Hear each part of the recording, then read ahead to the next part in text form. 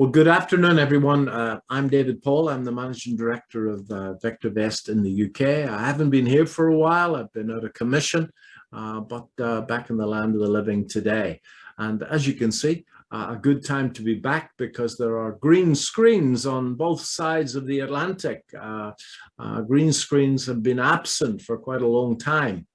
On my first slide, I'm looking at the position of the overall UK market. And as we go into the trading day, we can see clearly, without any chart watching, that the short-term trend of the VectorVest Composite UK, all of the shares that we follow, an equally weighted index of all of the shares that we follow, that the short-term trend is up and the underlying trend is up. And the longest term measure of the trend on VectorVest is up, and that's called a confirmed up. So that we have many market timing systems at VectorVest, systems for short-term spread bettors and systems for investors. And today they're all firing, and the advice VectorVest advocates buying safe, undervalued stocks that are rising in price at this time.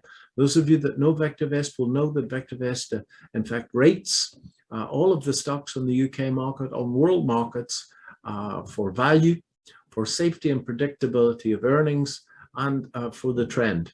And our mantra is to find undervalued shares that are growing earnings strongly, that are rising in price, and we want to buy those stocks when the general market is rising in price. It's a process. It's a process that's been perfected over the last 30 years, and if you stick to the process, you'll make money. Let's have a look at the chart of the UK market. That's a weekly chart of the UK market, and those are the confirmed calls overlaid on the chart. As you can see, there's the COVID sell-off.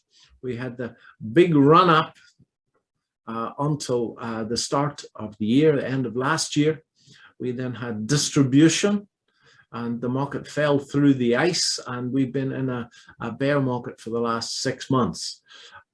I've drawn a falling wedge, and as you can see, the resistance offered by the COVID highs has become support, and that falling wedge is invariably a bullish pattern, and we seem to have broken out of that.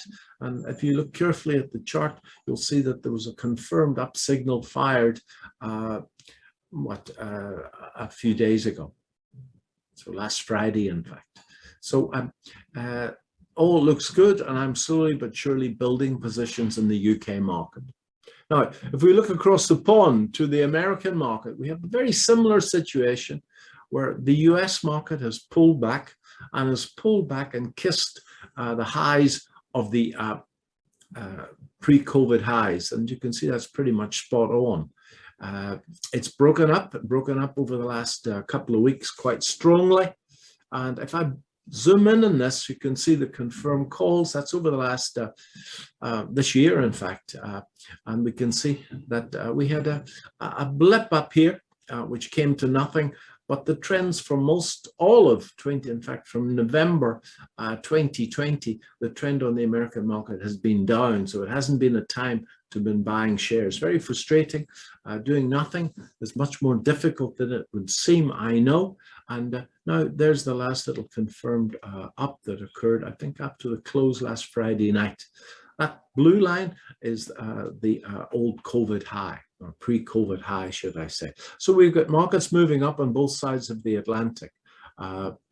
So what should we buy? Well, I bought in this new upswing, I bought into Games Workshop a few days ago when we got the confirmed up signal.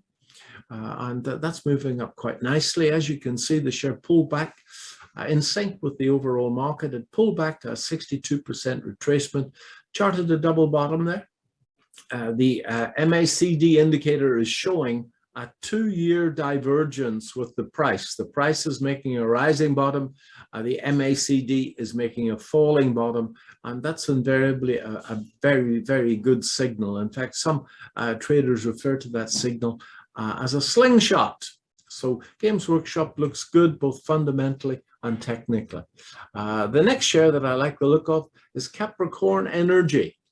And it's sitting, trying to push through the pre-COVID highs.